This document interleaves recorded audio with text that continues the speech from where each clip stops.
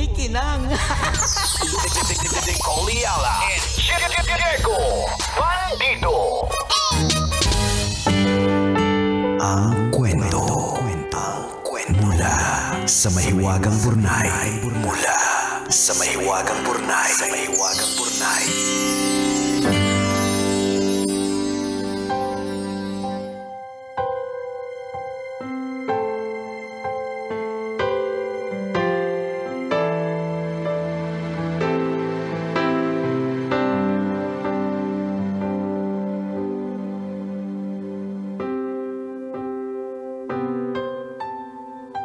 Dear kumikinang na tambalang, Nicole Ayala at Diego Bandido. Itago niyo na lang po ako sa pangalang Cholo, 33 years old at isa sa mga bagong sibol ninyong tagapakinig. Gaya ng iba, nagsimula lang ako sa ilang piling episodes sa podcast ninyo.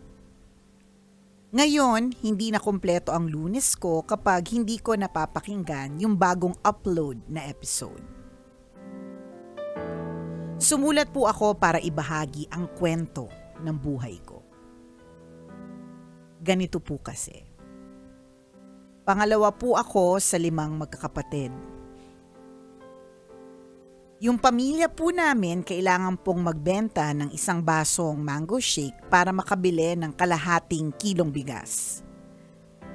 Dahil sabay-sabay kaming nag-aaral, madalas kaming kinakapos.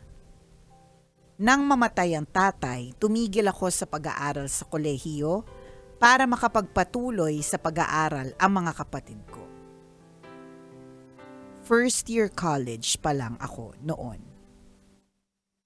Nagtrabaho ako bilang call center agent sa isang BPO sa probinsya. Nahirapan ako sa simula pero sa tulong ng team leader ko, natutunan kong mahalin ang trabaho ko. Nilipat ako sa Makati at inilagay sa sales account. Sa loob ng 3 taon, na-promote ako bilang team leader. Natakot ako at iniwan yung posisyong pinaghirapan ko. Pakiramdam ko dahil wala akong natapos, hindi ako karapat-dapat. Nag-apply ako sa ibang BPO at bumalik sa pagiging ahente. Nang alokin ako ng promotion, umatras ulit ako. Umuwi ako ng probinsya at nag-apply bilang isang sales executive. Noong interview ko, hindi naman tinanong kung graduate ako. Natanggap lang ako at hindi naging madali nung una dahil napapaligiran ako ng mga profesional. Kapag graduation at college memories ang usapan, tameme ako. Dumating sa punto na napilitan akong magsinungaling para makasabay sa kwentuhan. Hanggang isang araw umamin ako sa general manager namin. Umiyak ako sa harap niya at sinabing hindi ako nakapagtapos ng kolehiyo. Inisip ko baka matanggal ako. Sa halip na magalit, niyakap niya ako at sinabing hindi na mahalaga kung hindi ako nakatapos ng pag-aaral. Nagpatuloy ako sa trabaho at after 8 months, na-promote bilang senior sales executive. Dumaan pa ang 1 taon at na-promote naman bilang sales manager. Sa loob ng 6 na taon, pinalago namin ng team ko ang negosyo ng hotel. Muli akong kuminang hindi dahil graduate ako, kundi dahil may naniwala sa akin. Ngayon po ay masaya ako sa trabaho that allows me to work from home. Freelancer din po ako bilang events host. May sariling bahay na po at nakabili na din ng sasakyan. Hindi pa din po ako graduate pero hindi ko isinasara ang posibilidad.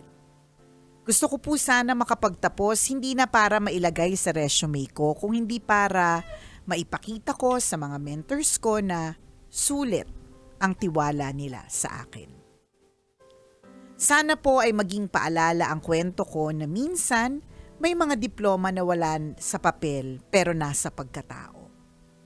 Kung meron mang tunay na mensahe ang kwento ko, ito ay ang katotohanan kapag ang isang tao ay ginabayan, minahal at pinaniwalaan, kakayanin niyang lumaban sa buhay. Maraming salamat kumikinang natambalan sa pagbasa ng sulat ko. Ang inyong kumikinang na tagabakinig. Cholo. Cholo, winner na winner ka. Wow. Sa Ibang nangyari sa station yun. buhay mo.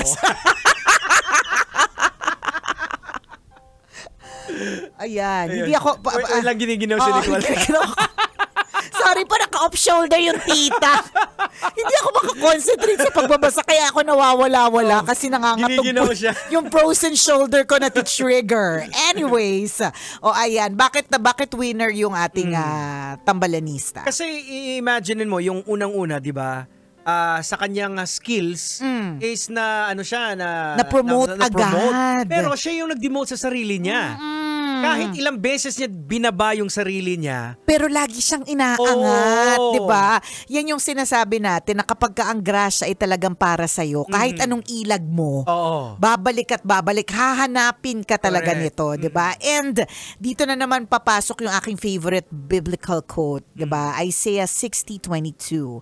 When the time is right, I the Lord will make it happen. Tama. Kasi totoo may mga pagkakataon talaga na pwede namang dinere-diretso na niya kasi nandun na siya Oo. Kaya lang naisip niya or whatever it is, yung puso niya hindi handa, biglang umaatras. Oo. Pero nung panahon na para talagang ma-experience niya, hindi, meant talaga ito para maging isang manager. Dumating din para sa kanya. Nagtataka lang ako, ngayon hindi na siya manager, ano na siya? Event host, freelance, work from home, eklavu. Kaya nga Alam mo, napakaswerte mo kasi ang daming opportunities na binibigay sa'yo. Yung iba, yung mga social climber, ginagawa lahat-lahat, di ba? Para makakit lang sa taas. Correct, pero wala, di ba? Tapos ikaw parang walang ka-effort. Ikaw na inaakyat sa taas. Ay, hindi ako pwede dito na ako sa baba. May ganyan. Alam mo talaga, kaya nga, mabuti na lang perfect yung Diyos natin. Yes. Kasi naiintindihan niya yung sapak ng pag-iisip nating lahat. Di ba? Sala sa init, sala sa lamig Binigyan ka ng posisyon na ayaw mo, gusto mong magpa-demote. Ang daming binibigay na opportunity sa'yo, ayaw mo. Di ba? Ikaw naman na hindi binibigyan ng opportunities, kukubahog ka para dyan. Kapag ka umiinit, nagreklamo tayo kasi basa yung kilikili natin. Tama. Kapag umuulan, galit tayo kasi basa yung paa natin. Di ba? Buti na lang talaga perfect ang Diyos at alam niya kung ano ang kanyang ginagawa. Di ba? Yeah. But, napakaganda ng mga mensahe na ini-impart mo, Cholo, no? And sana matapos mo yung pag-aaral. Sabi mo sa sarili mo, hindi dahil para sa resume, kasi hindi mo na rin naman kailangan i-prove yung sarili mo kasi many times over because of your skill at sa karakter mo. Yan, dahil karakter talaga mga kabisyo, napakahalaga po talaga ng karakter, no? Dahil sa karakter mo, napatunayan na kaya mong umangat. So gusto mo nilang itong gawin para ipakita sa mentors mo. At saka, kaya ko lang din sinabing pwede mo pa siyang ituloy kasi ngayon, marami ng options. Totoo. Dati kasi, on-site lang. O tingnan mo nga yung trabaho mo ngayon, work from home. So, meron na rin tayong mga online studies. So, yung possibility na matapos mo, medyo mas malaki na yung tsansa. So, why not? Diba? Plus, parang paulit-ulit siya dun sa kwento na hindi man ako nagtapos ng pag-aaral, hindi ako nakatapos ng pag-aaral, hindi ko nakakuha ng diploma. Parang ilang beses mo siyang sinasabi. So, ibig sabihin, it's in your system. Nasa sayo yan Nasa DNA mo na gusto mo talagang matapos. At least kahit papano yung meron kang degree, not to prove to anyone else, even to your mentors, but siguro gagawin mo siya para sa sarili mo. Truly. Para hindi mo na masabi na kahit hindi ako nakapagtapos ng pag-aaral. Kasi is very evident yung yung parang binababa mo yung sarili mo yung insecurity mo about it. So, insecurity, tama. Correct. So, kung yun yung dahilan ng insecurity mo, yun yung dahilan kung bakit mo laging binababa at dinedemote yung sarili mo, kahit sa totoo lang pwede namang itaas, di ba? Di gawan na natin ng paraan. May mga kakilala kami ni Diego.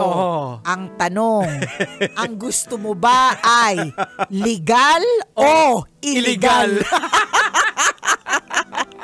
Sabihin mo lang, may mga contacts kami. Dami kaming contacts. Pamili ka lang ng field. Pamili ka ng field. Natanda ko yung isa kong kaibigan, sabi niya, ngayon naiintindihan ko na talaga kung bakit madami mga tao ang pumapasok na lang sa illegal. Kasi mas mabilis yung pera. O hindi pero syempre dun tayo sa legal. Dun tayo sa tama. Ayan. Yan. Matagal na pong dinispatch siya ni Nicole, yung kaibigan niya na. Kaya hindi niyo pwedeng sabihin, tell me who your friends are and I'll tell you who you are. Matagal ko na po siyang hindi kaibigan. Tama. Ayan. Ay, So, kumbaga, ang mga sinasamahan na po namin, mga mabubuting mamamayan. Diretso na po magtrabaho. Correct. Mayit de la Rosa, Yan. Leo Bunggaling. Ayan, mga mga magagandang impluensya. Oo. Hindi na po namin sinasamahan masyado yung mga hindi diretso dumaan, yung laging lasing. Si Nargong Taga. Yan. Si Bertong Dungis, yan. Si Bebang Bugaw. Yan. Tapos na po ang parte ng buhay namin sa buhay nila. Pero may contact pa rin kami sa kanila. Meron just in case. When the time is right na kontakin si Nardong Taga, let's go. Kung may papataga. Kung kinakailangan, nandyan lang sila sa paligid. Charot, diba? Pero yun, Cholo, I think it's part of your DNA. Gustong-gusto mo talaga siyang gawin. Gusto mo matapos. And then, marami talagang paraan at maraming options, promise. Ang maganda pa nga dito, hindi na lang sa Philippines. Ang options are also abroad. Tapos online. Tama. Nicole Liala, Harvard certificate. Diba? So, bakit hindi? Bakit? At nagawa ni Nicole while doing her job. Correct. As a manager, diba? As a sabay DJ. Siya. Sabay kaya. Ang isang hindi ko makakalimutan yung mga klase ko nun sa Harvard. Umaga sa kanila, ako lang yung iba yung oras. So, meron kaming parang lesson na magkakasama kami dun sa online. Yung sa lahat sila maliwanag, isa nasa coffee shop, yung isa nasa office, yung isa nasa bahay. Tapos talaga ako nasa dilim kasi nagpapasuso ko ng bata. ng bata. Imagine mo yan. Manager, DJ. Breastfeeding nanay. Pa. So, posible. Posible. Diba? Oo. Kasi gusto. Kasi kahit na sa totoo, sukang-suka na ako nun, parang iniisip ko, ano bang gusto kong patunayan? Kaya lang, naumpisan ko na. Tapos, ang mahal kasi, si Diego, sayang, pinilit ko sa asawa ko yun, sabi ko, Daddy, pwede bang iswipe natin ng credit card? So, nakaswipe na kasi.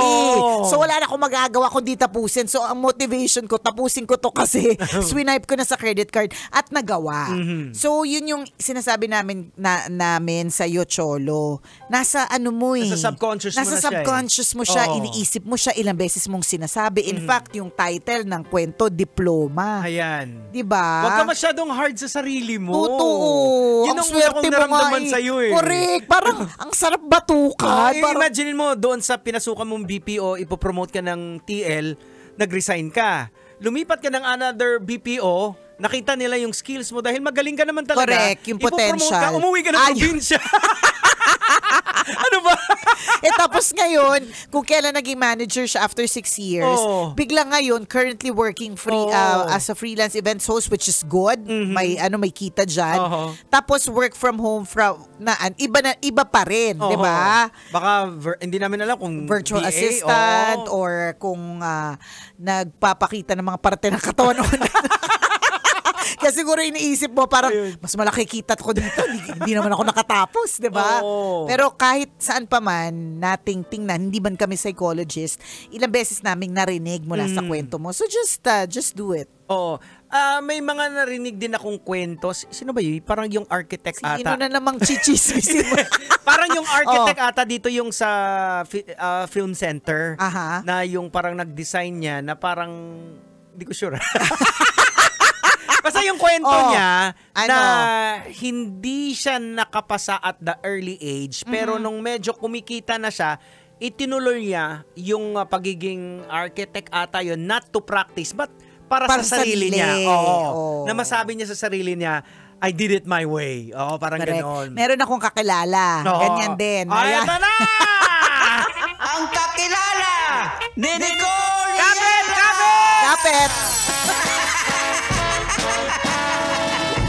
Mga kakilala, maaaring isa kayo dito. Yan, spluk ko na. So siya naman, meron na siyang negosyo currently na gumagawa na siya ng mga damit. So marami na siyang mga na-design pero hindi niya natapos yung fashion design course. Kung ano man yung eksaktong course para doon.